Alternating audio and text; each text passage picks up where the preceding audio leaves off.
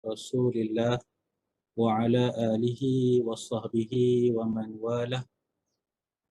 Rabbi syrah li sadri wa yassir li amri wahlul 'uqdatam min lisani yafqahu qawli, amma ba'd. Kita mulakan kuliah hadis pada tengah hari ini dengan sama-sama membaca Ummul Kitab Al-Fatihah.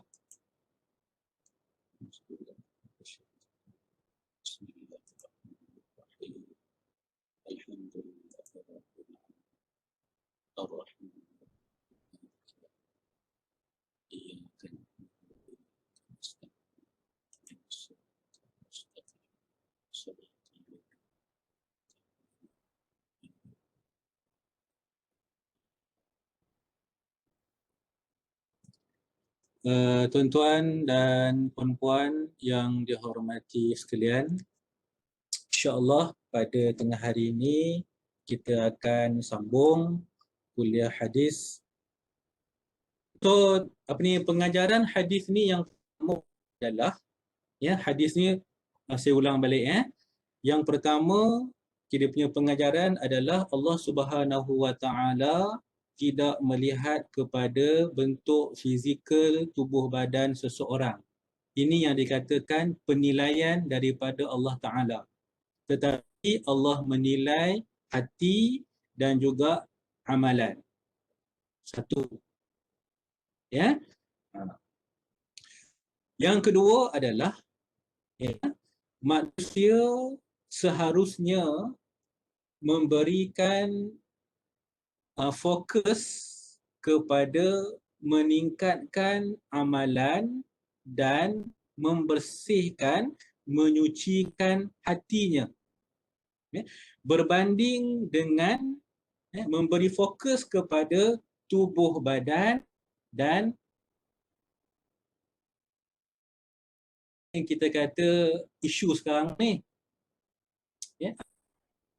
berbelanja, mengeluarkan ratusan bahkan ribuan ringgit untuk menampilkan penampilan fizikal,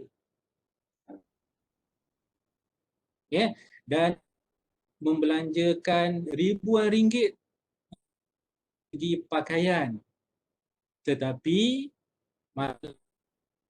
dia tidak menitik beratkan kepada peningkatan macam mana cara untuk meningkatkan amalannya. Yang pertama sekali, macam mana cara meningkatkan amalan yang berbentuk fardu ain. Muhasabah, adakah diri kita sanggup mengeluarkan dana, mengeluarkan sumber keuangan untuk meningkatkan amalan dan untuk membersihkan jiwa kita. Jadi ini yang perlu kita tengok. Patutnya kita punya fokus lebih tertumpu kepada peningkatan amalan dan penyucian jiwa. Tapi hari ini, realiti hari ini berlaku sebaliknya. Dua. Dan yang ketiga, pengajaran hadis ni adalah minur rijal. Tim seseorang adalah bil a'mal, dasarkan kepada amalan. Apabila kita meninggal dunia kelak, timbangan yang Allah akan timbang adalah amalan. La bil mazahir wal ansab wal amwal. Allah Ta'ala tidak menimbang, menyukat kemudian keturunan dan juga harta. Allah tengok amalan. Baik, itu 3 pengajaran. Terusnya kita pergi kepada hadis yang terakhir bab ini, iaitulah hadis yang diriwayatkan yang berbunyi an Abi Hurairah radhiyallahu anhu an Rasulillah sallallahu alaihi wasallam qala innahu la yarrajulus saminul azim yaumal qiyamati la yazid indallahi janaha ba'udatin. Allahu Akbar. Hadis ni pendek je, tapi dia punya sangat dalam. Tengok maksudnya. Iaitu daripada Allah sallallahu alaihi wasallam yang baginda bersabda, orang yang bertubuh gemuk lagi besar akan datang pada hari kiamat dalam keadaan dia tidak bernilai di sisi Allah daripada sayap seekor nyamuk. Hadis riwayat Al-Bukhari dan riwayat Imam Muslim. Cuba perhatikan hadis ni. So Nabi kata sesungguhnya orang yang bertubuh gemuk lagi, istilah yang digunakan oleh Nabi adalah as-saminu al-azim. Jadi hari ni kalau nak bagi faham lah, nak mudah faham, orang yang sadar. Nanti pada hari akhirat nanti ada di kalangan manusia yang badannya sadar. La yazinu indallahi ta'ala. Tapi walaupun badan dia tegap, badan dia memang bagus, tapi dia tidak dinilai di sisi Allah Subhanahu wa ta'ala, walaupun janaha ba'udah, walaupun seberat sayap seekor nyamuk.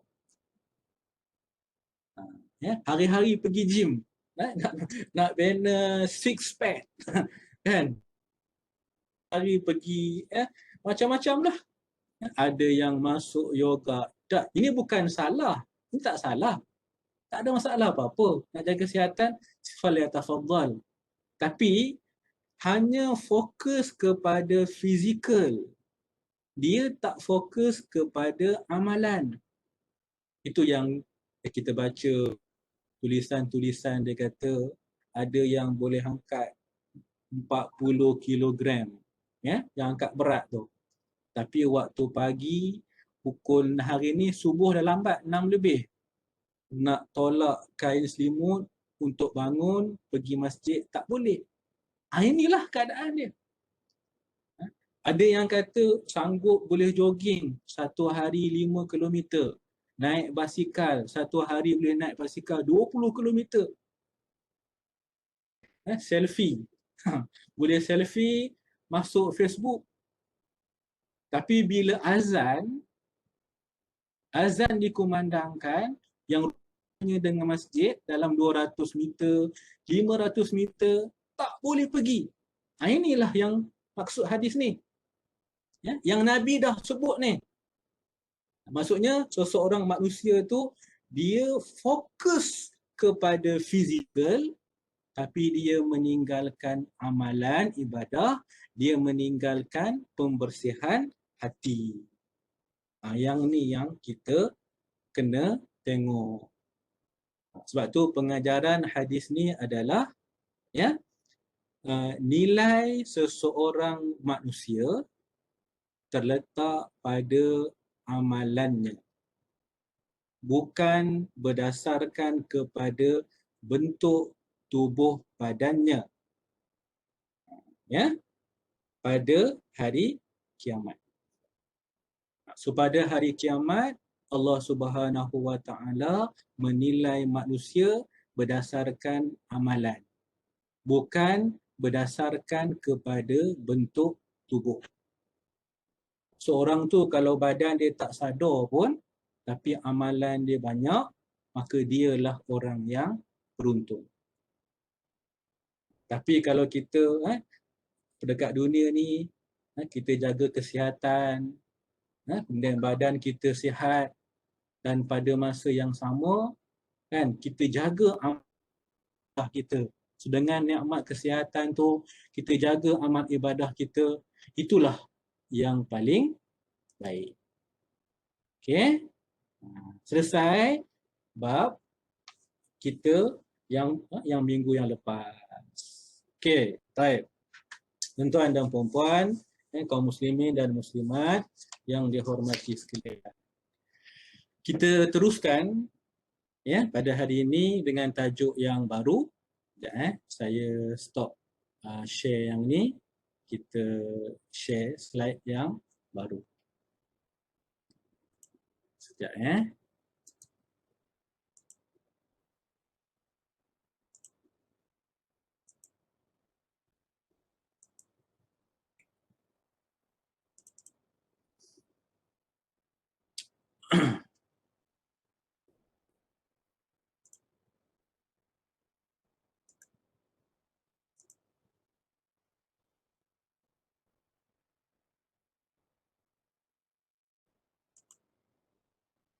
Okey.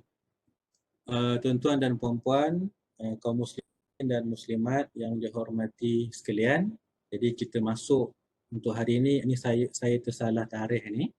Hari ini kita masuk kepada tajuk yang baru, iaitulah memberi bantuan ataupun disebut sebagai asy-syafa'atu dan mencipta suasana harmoni. Ini tajuk yang kita akan bincang insya-Allah pada tengah hari ini. So dalam bab ni ada satu kisah yang menarik nanti. Kita akan tengok satu kisah. Ya, baik. Kita teruskan. Okey, tuan-tuan dan puan-puan, muslimin dan muslimat. Yang pertama, Syekh An-Nabhani membawakan ayat Al-Quran surah An-Nisa ayat yang ke-85. Allah Subhanahu wa taala berfirman, A'udzu billahi minasyaitonir rajim. Man yashfa' syafa'atan hasanatan yakul lahu nasibum minha. Maksudnya, sesiapa yang memberikan bantuan, man yashfa' syafa'atan. Syafa'atan ni siapa yang memberikan bantuan. Dengan bantuan yang syafa'atan hasanatan, nescaya baginya bahagian, yakni pahala daripada bantuan itu. Baik, kita bincang sedikit. Okey, yang pertama kat sini adalah kita kena jelas apakah yang dikatakan dengan syafa'at. Yang biasa kita dengar syafa'at. So, di dalam konteks ayat yang kita bincang hari ini, ayat yang ke-85 surah An-Nisa, syafa'atan ini maksudnya adalah memberikan pertolongan ataupun sumbangan ataupun bantuan. Syafa'at, memberikan pertolongan ataupun sumbangan ataupun bantuan. Okey. Di dalam konteks ayat ni, lepas ni minta cuba tuan-tuan dan puan-puan buka Al-Quran, rujuk dalam ayat surah An-Nisa 85 ini, dia merujuk kepada konteks jihad. So maksudnya dekat sini yang Allah sebut base kepada ayat ni adalah sesiapa yang memberikan bantuan, sesiapa yang memberikan pertolongan, sesiapa yang memberikan sumbangan untuk berjihad. Di dalam proses jihad, dia tolong, dia bantu. Okey? Maksudnya kat sini dalam istilah yang mudah mungkin istilah yang mudah kita faham, dia infak lah. Ya, bagi duit sebagainya untuk proses berjihad. Ataupun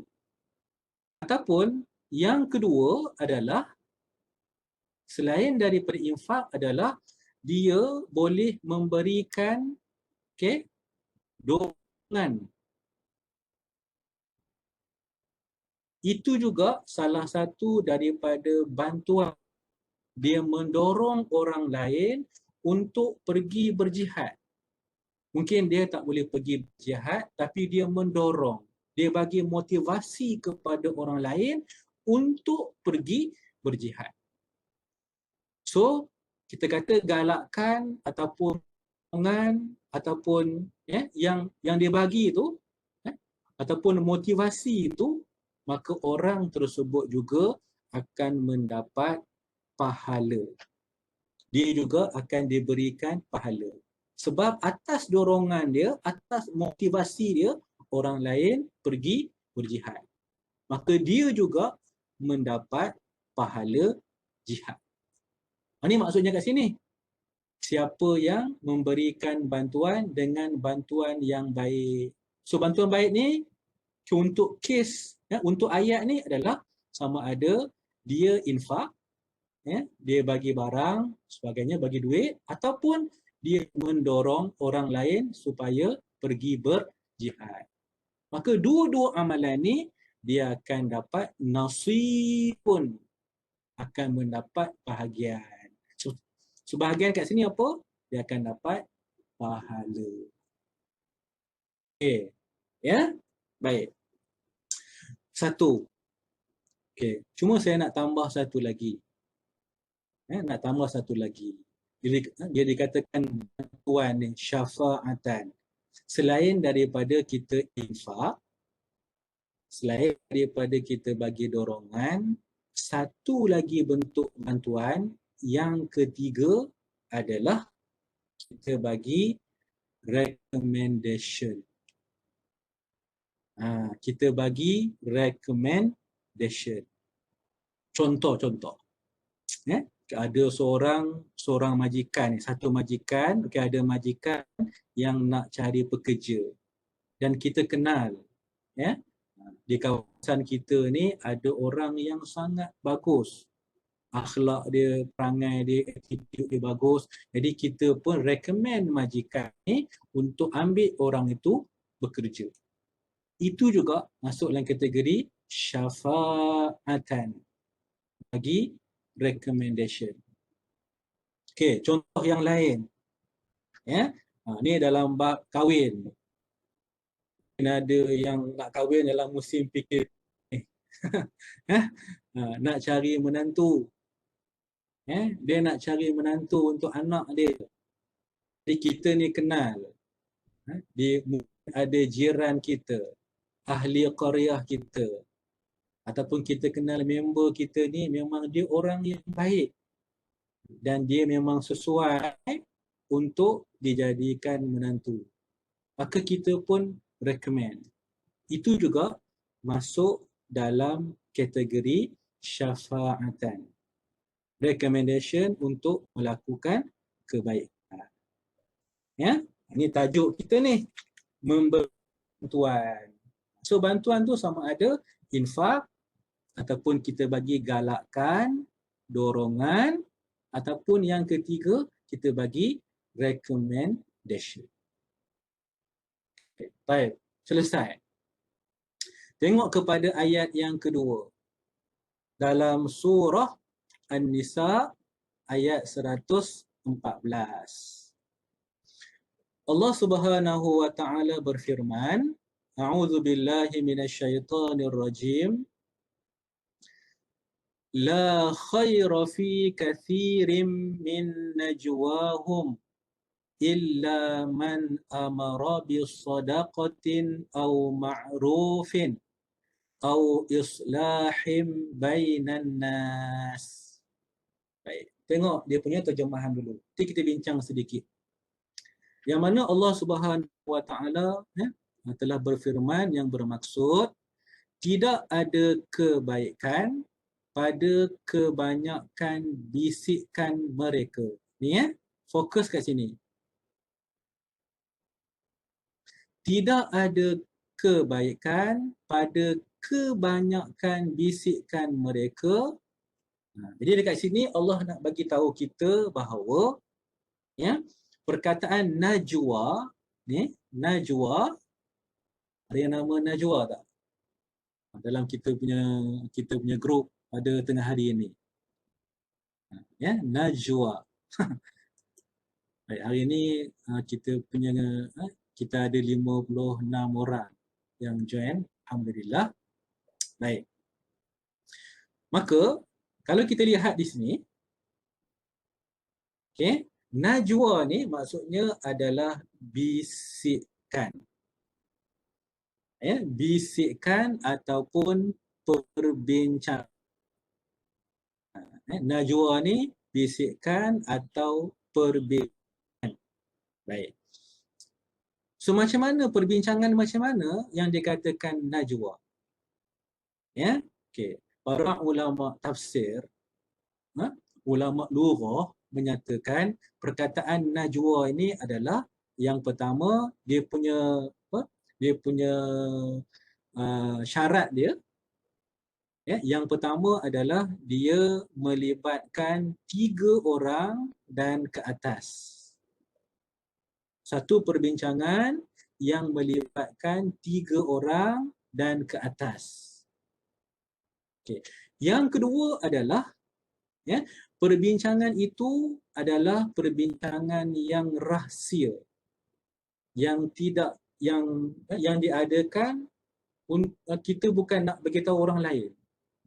Ya. So dia satu perbincangan yang diadakan secara rahsia. Itu 2 keadaan. Maka boleh dinamakan dengan najwa. Baik.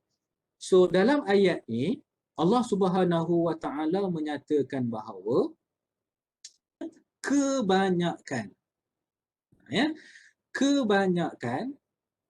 perbincangan yang diadakan secara rahsia ini dia adalah tidak membawa kebaikan. Ni tidak ada kebaikan. Buat perbincangan sembunyi-sembunyi, tak nak orang lain tahu. Ya, itu dinamakan najwa. Dan dalam Quran Allah kata kebanyakannya, fi kathirin, dalam kebanyakannya, ya, dia tidak membawa kebaikan.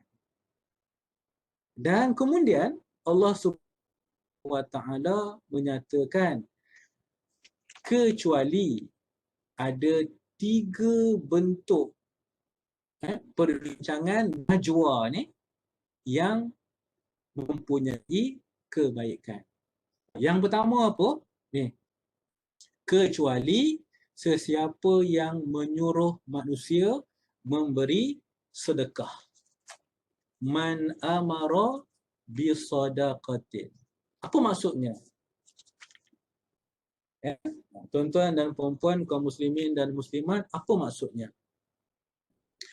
Satu perbincangan yang dibuat secara tertutup untuk menggalakkan orang lain bersedekah.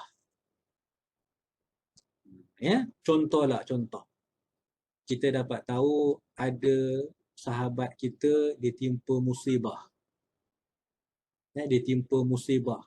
Maka kita pakat 4-5 orang, kita panggil, kita discuss. Kita tak beritahu dekat orang lain. Ya, kita panggil, kita discuss.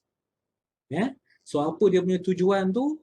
Untuk kita mengumpulkan sumbangan dan membantu dia. Ini boleh. Ini perbincangan yang dibenarkan. Man amara bisadaqatin.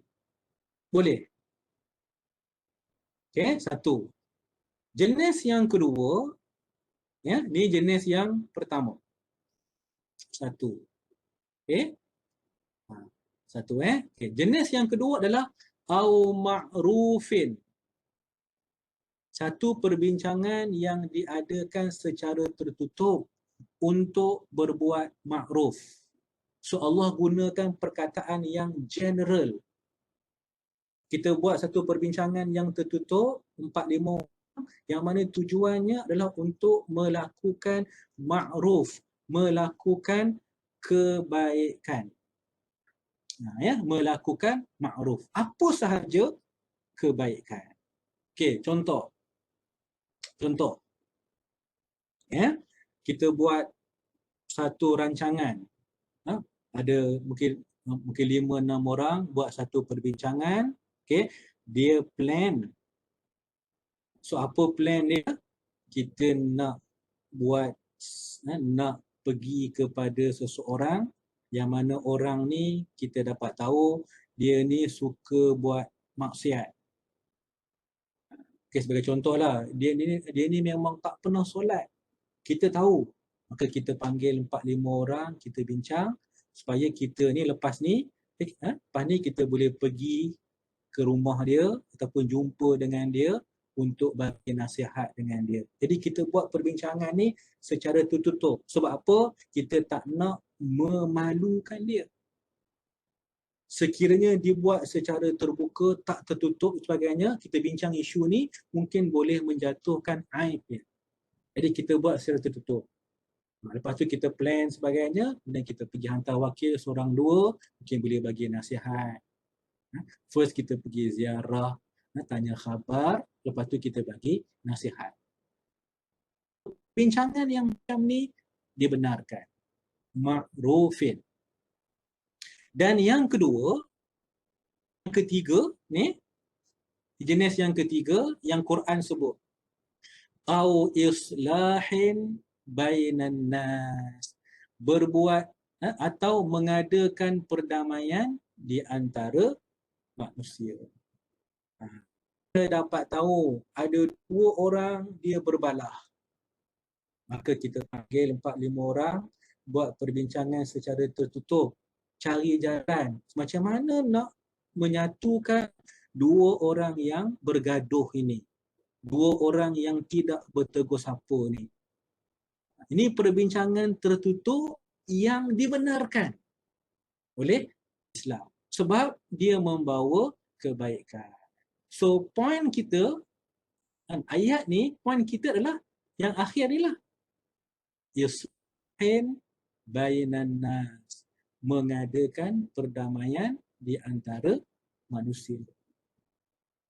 Ini disuruh, dibenarkan dalam Islam. Sebab tu tuan-tuan dan perempuan, muslimin dan muslimat yang dihormati sekalian, kalau kita baca faham apa kandungan Quran, dah cukup. Al-Quran sebagai manual dalam manusia. Baca. Tak payah banyak. Yang kita buat hari ini, yang dianjurkan oleh pewani, 1 hari 1 muka surat. So hasrat ataupun matlamatnya adalah nak menggalakkan baca Quran. Jadi kita dah baca, lepas baca tu waktu ada senggang lapang, ada masa lapang, carilah tafsirannya, terjemahannya. Insya-Allah tuan-tuan yakinlah dia akan membawa kebaikan kepada kehidupan kita. Sebelum ni mungkin kita tak pernah dengar tentang najwa hub ni. 3 orang, 4 orang buat satu pertemuan nak merancang benda. So Quran kata kebanyakan rancangan yang dibuat secara sulit ni tak membawa kebaikan. Kecuali ada 3 jenis yang dinyatakan di dalam Al-Quran. Baik, selesai. Sambung. Surah Al-Hujurat ayat yang ke-10. Okay, tuan-tuan, ayat ni saya rasa kita selalu dengar, jadi saya tak syarahkanlah. Allah Subhanahu wa taala berfirman, innamal mu'minuna ikhwatun fa aslihu baina akhawaykum. Maksudnya, sesungguhnya orang-orang mukmin adalah bersaudara. Tuan-tuan pegang tuan-tuan. Ya, kaum muslimin dan muslimat yang dihormati sekalian, pegang ayat ni. Allah sebut orang-orang yang beriman adalah bersaudara. Fa aslihu baina akhawaykum.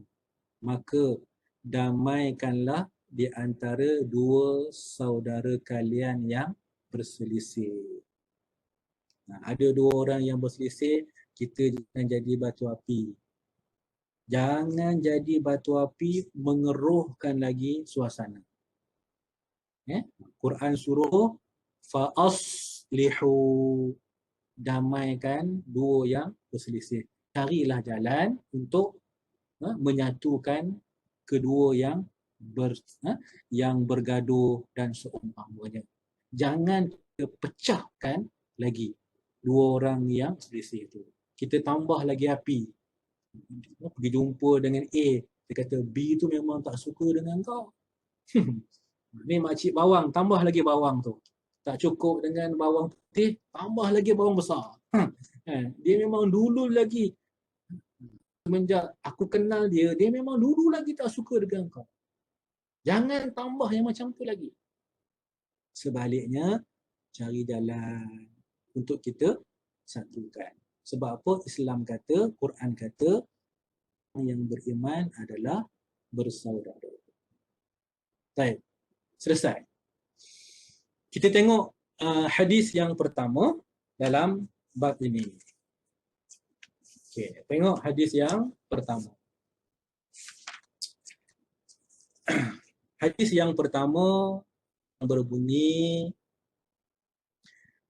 An Abi Musa qal kana an-nabiyyu sallallahu alaihi wasallam idza atahu talibu hajatin aqbala julasaihi faqala ishfa'u tujaru wa yaqdiyallahu ala lisani nabiyhi ma ahabba wa fi riwayatin ma sya'a. Ni yang pertama. Ataupun nak tengok hadis ni, tengok hadis yang ke-248 kitab Riyadhus Salihin. Baik, kita tengok terjemahan. Maksudnya adalah Nabi SAW apabila ada sesiapa datang kepada baginda untuk meminta bantuan. Ya, meminta bantuan. Baginda datang menemui para sahabatnya lalu bersabda, berilah bantuan. Inilah perkataan dia ni. Ya, ishfa'u, bantuan. Nescaya kamu akan diberikan pahala. Allah menetapkan sesuatu yang dia sukai melalui lidah nabinya. Dalam suatu riwayat, sesuatu yang dia kehendaki. Baik, apa pengajaran hadis ni? Hadis ni mengajarkan kita supaya mengupayakan bantuan. Mengupayakan bantuan. Kalau ada orang yang susah, kita tak boleh bantu, kita cari jalan untuk bantu dia. Mungkin kita pun waktu tu tak cukup duit ataupun tak dapat bagi apa yang dia nak. Maka kita boleh share dalam WhatsApp group, share dalam Facebook untuk membantu orang yang tersebut. Sebab ni Nabi kata ni, nescaya kamu akan diberikan pahala. Kita mengupayakan bantuan tu, maka kita akan diberikan pahala. Satu pengajaran. Yang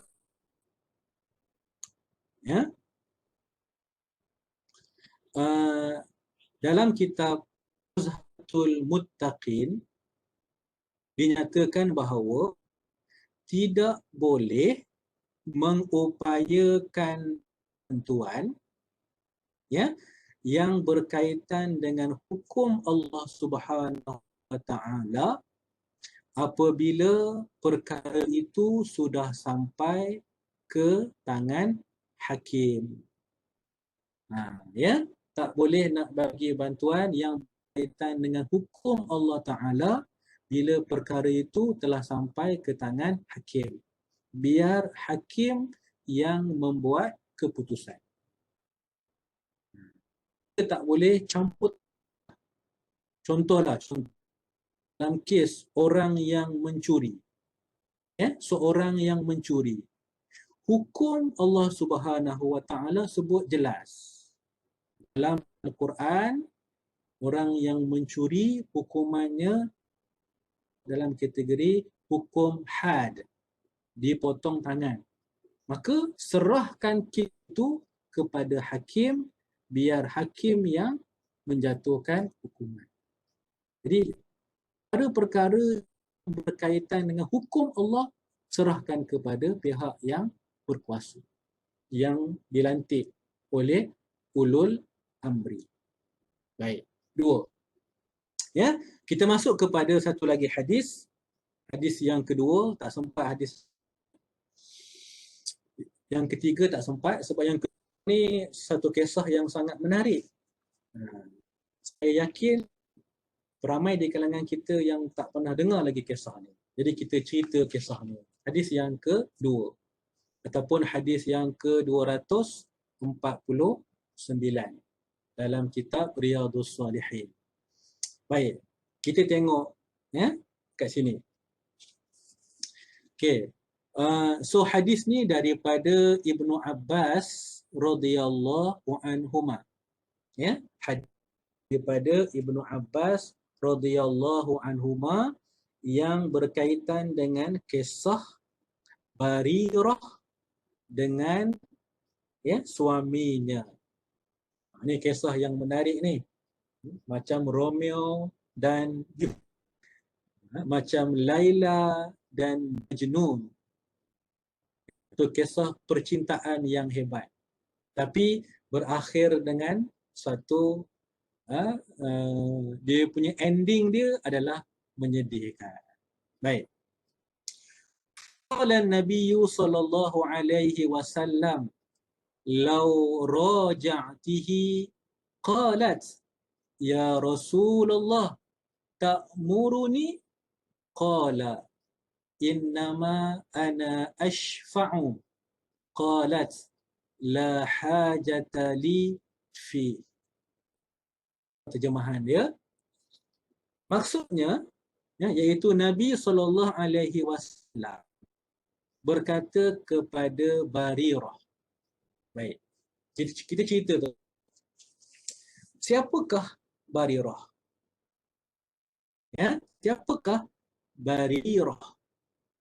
Okay. So, kalau kita baca dalam hadis, sebab apa kisah ni memang dia memang ada banyak dalam hadis sahih.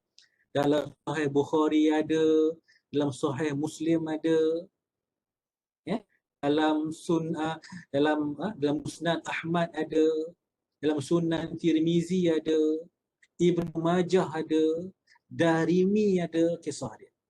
Baik. Ya. Okey, soalannya yang pertama adalah kita kena kenal siapakah Barirah dan suaminya. Okay. So Barirah dia adalah asalnya dia merupakan seorang hamba yang berkulit gelap. Dan semasa dia menjadi hamba, dia berkahwin. Suaminya bernama ya Mughith. Mughith ya. Mim Ghain Ya Sa. Mughith. Okay. Dan semasa mereka berkahwin, maksudnya dia hamba dan dia pun hamba. Jadi hamba berkahwin dengan hamba. Dan kedua-duanya adalah berkulit hitam. Okey. Maka selepas dia berkahwin, Ya. Dia telah pergi jumpa dengan Aisyah radhiyallahu anha. Barirah dia pergi jumpa dengan Aisyah radhiyallahu anha. Apa sebab? Dia minta supaya Aisyah membayar duit kepada tuan untuk dia dimerdekakan. Itu permintaannya kepada Aisyah radhiyallahu anha. Maka Aisyah radhiyallahu anha, yang ni ada dalam Sahih Bukhari kisah ni. Ya, maka Aisyah radhiyallahu anha telah berjumpa dengan tuan pemilik kepada Barirah. Tuan lah. Sebab apa? Si Barirah ni hamba. Maka bila Aisyah jumpa kepada tuan yang memiliki Barirah, dia boleh membayar duit dalam jumlah yang tertentu supaya si Barirah ini dimerdekakan. Maka pemilik Barirah kata dia setuju. Dia setuju. Cuma apabila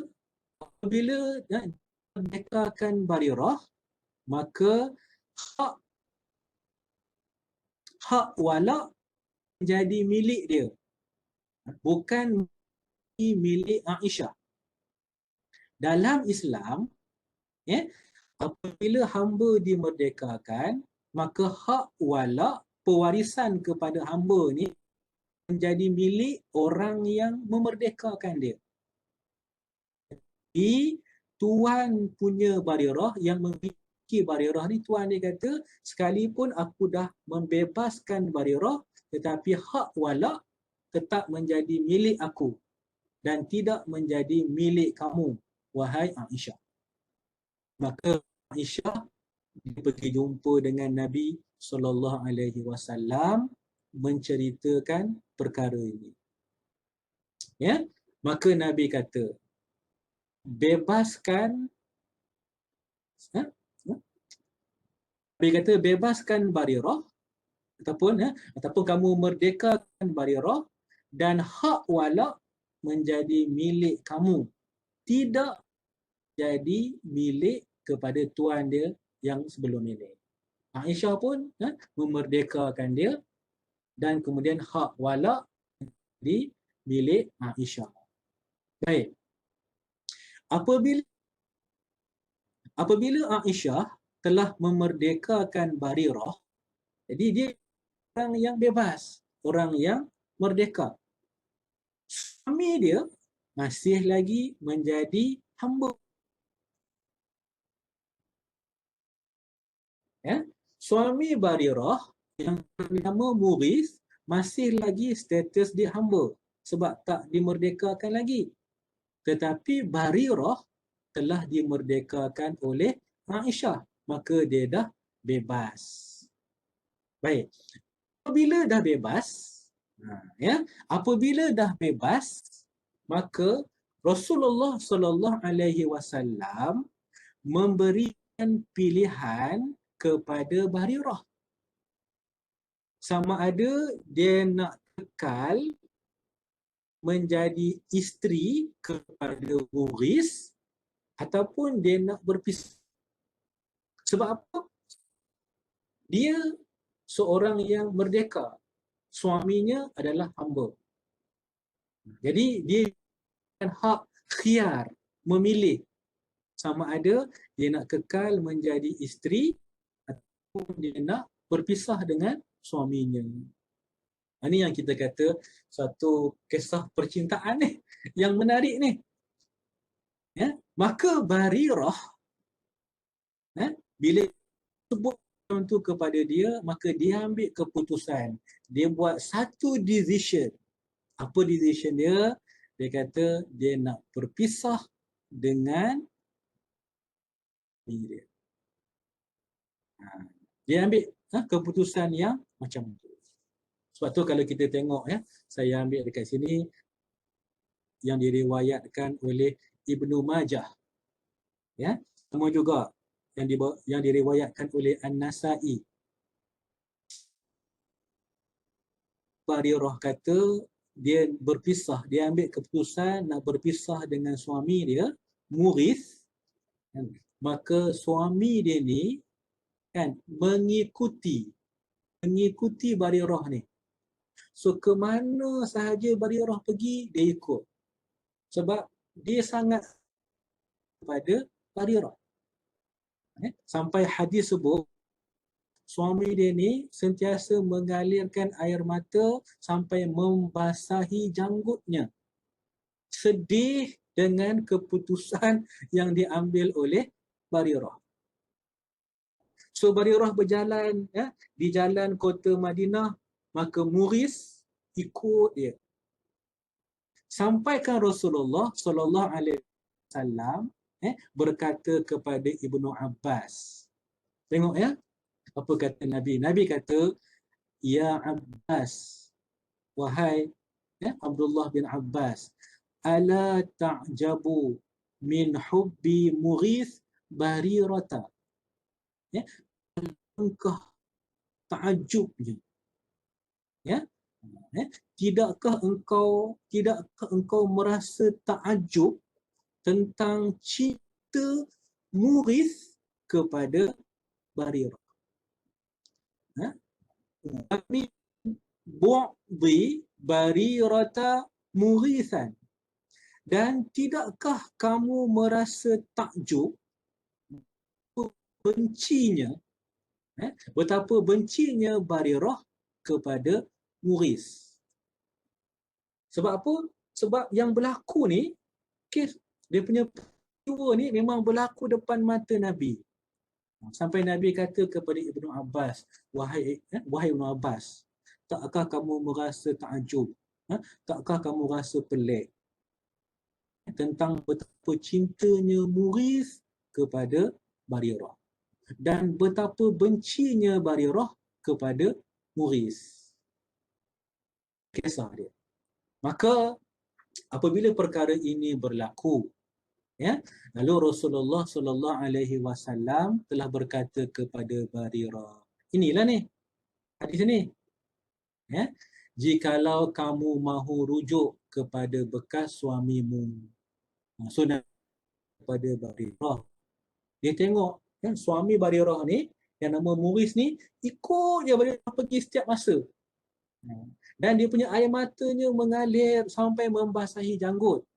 So Nabi tanya kepada Barirah, itu kamu tak nak rujuk ke dengan bekas suami kamu? Soalan Nabi kepada Barirah. Baik. Dalam hadis yang lain, bila Nabi itu, maka apa kata Barirah? So dia kata apa? Dia kata, "A'tani kaza wa kaza ma sabattu indahu." Ini betapa firmnya keputusan yang dibuat oleh Barirah. Dia kata, "Lau a'tani kaza wa kaza ma sabattu indahu." Sampai dia kata macam tu. Dia kata sekalipun Mughith ni dia bagi kepada aku itu dan ini, aku tetap tidak akan mau kembali menjadi isterinya. Sampai macam tu sekali berlaku. Yang disebut oleh Barirah kepada Mughith. Dan Nabi kata lagi. So Nabi kata, fa innahu abu. So Nabi kata, kamu ingat bahawa Mughith tu adalah ayah kepada anak kamu. Ayah kepada anak kamu. Kemudian ditanya oleh Barirah. Dia kata, wahai Rasulullah, adakah Tuan menyuruh saya? Nabi menjawab, sesungguhnya saya hanya membantu. Ini yang kita mendamaikan antara dua pihak.